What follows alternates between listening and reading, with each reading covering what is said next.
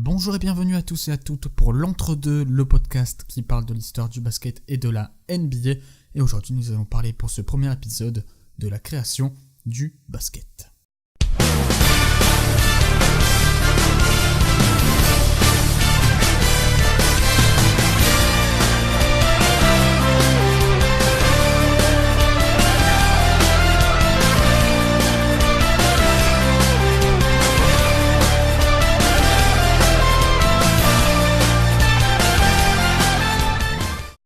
La première chose à savoir sur la création du basket, c'est bien sûr la date de sa création. Donc le basket a été inventé à l'hiver 1891 dans l'état du Massachusetts, entre la saison de foot US et de baseball par le professeur de sport James Naismith.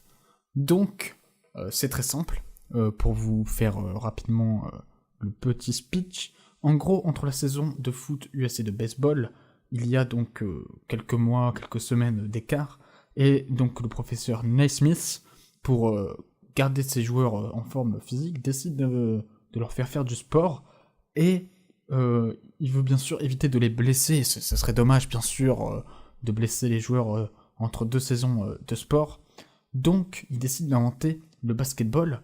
Donc il invente un sport où les contacts physiques sont très peu nombreux, et ont un risque de blessure très faible. Pour ceci, il va s'inspirer d'un jeu de balle maya nommé le Poc-Tapoc. Donc il va placer deux caisses de pêche sur les rampes d'un gymnase à 3,05 m de hauteur. Les caisses disposaient dans le fond, donc il fallait donc monter pour récupérer les balles, et donc ça prenait un temps phénoménal, et bien sûr, au fur et à mesure du temps, les caisses ont hérité d'un trou pour pouvoir les laisser passer, et pour plus de praticité, je sais pas si ça se dit réellement, mais en tout cas pour que ce soit plus pratique. Et donc le professeur James Naismith invente les 13 règles originelles. Je ne vais pas vous les citer, ça serait vraiment trop long, mais certaines règles sont encore en vigueur aujourd'hui. Dans la description, je vais vous mettre le lien qui va vous ramener vers les 13 règles originelles du basket. Vous pourrez les lire. C'est un peu chiant, on va pas se le cacher, mais c'est intéressant pour voir à quel point les règles ont évolué entre la création donc à l'hiver 1891 et aujourd'hui en 2019. À la base, les balles de basket étaient de couleur brune, et ils sont devenus orange tout simplement parce que pendant un match, à la base, donc les balles étaient de couleur brune, et les spectateurs se sont plaints de ne plus voir la balle, et les joueurs aussi. Donc, pour que la balle ressorte visuellement, on a décidé de créer des balles de couleur orange. Le premier match de basketball de l'histoire se déroule le 11 mars 1892. C'est un match qui se déroule entre les professeurs de l'université de Springfield et les élèves de l'université de Springfield. Le score, je pense que vous ne devinerez jamais le score. 1-0 à la fin du match, c'est super. Donc la même année, donc en 1892, le jeu est adapté pour les femmes, et le premier match de basket féminin fut joué au Smith College en 1893. Donc avant, il faut savoir que le jeu, le basket, était porté beaucoup sur l'attaque et moins sur la défense. C'est un peu comme ça actuellement, même si la défense est beaucoup plus utilisée, beaucoup plus importante. C'est intéressant de voir que la défense n'était vraiment que très très peu importante. Il n'y avait que l'attaque qui importait. Ensuite, donc je lis mes fiches. Le jeu a été porté... Oui, les seules manières de se déplacer étaient soit de tirer, soit de faire une passe. Le dribble n'était pas présent, il a été rajouté pour plus de facilité dans le jeu. Je n'ai pas la date de la création du dribble, malheureusement. Pour la petite anecdote, la petite fille de James Naismith en 2006 indiqua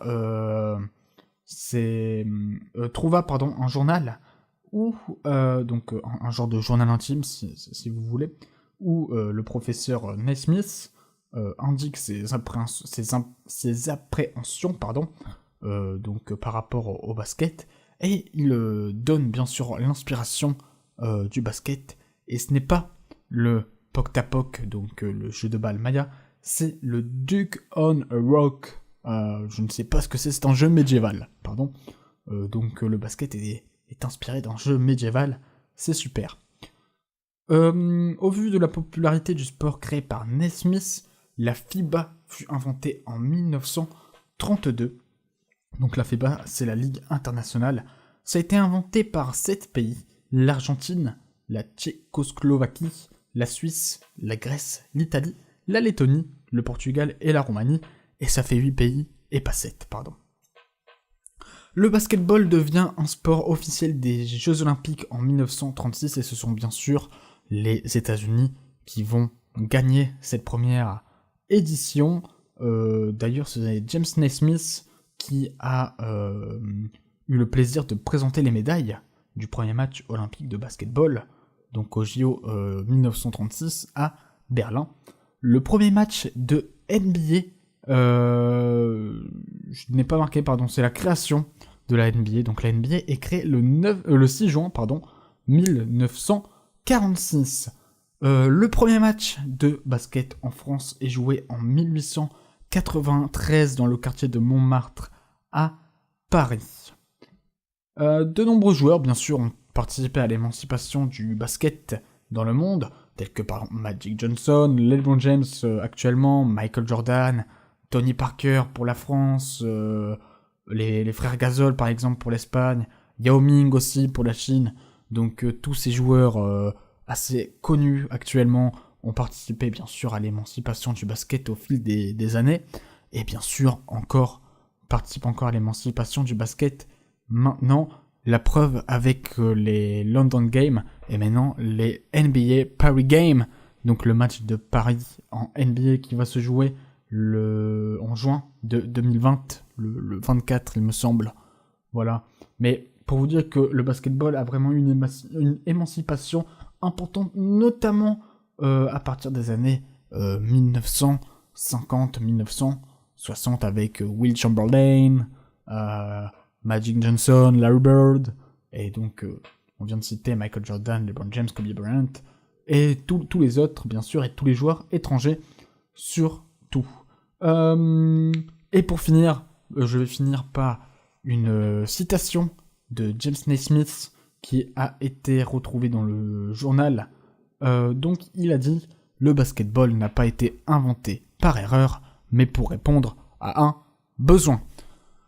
C'est fini pour la création du basket. J'espère que cet épisode vous aura plu. C'est un premier épisode, tout n'est pas parfait, je le sais bien.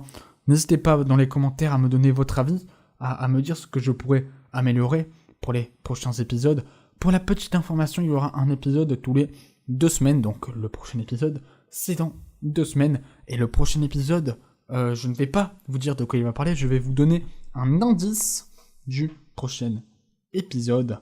Donc, l'indice, c'est bien sûr 3. Voilà, c'est le numéro 3. À vous de deviner. Il y a 2 sens au numéro 3. Devinez, essayez. Si vous avez la réponse, n'hésitez pas à le donner en commentaire. Il n'y a pas de cadeau pour celui qui trouve la réponse. Mais en tout cas, dans 2 semaines, prochain épisode sur un nouveau sujet, dont l'indice est le numéro 3.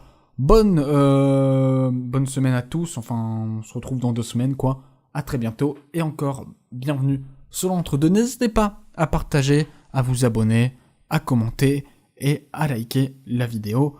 On se retrouve encore une fois dans 2 semaines pour le prochain épisode de l'entre-deux. À très bientôt.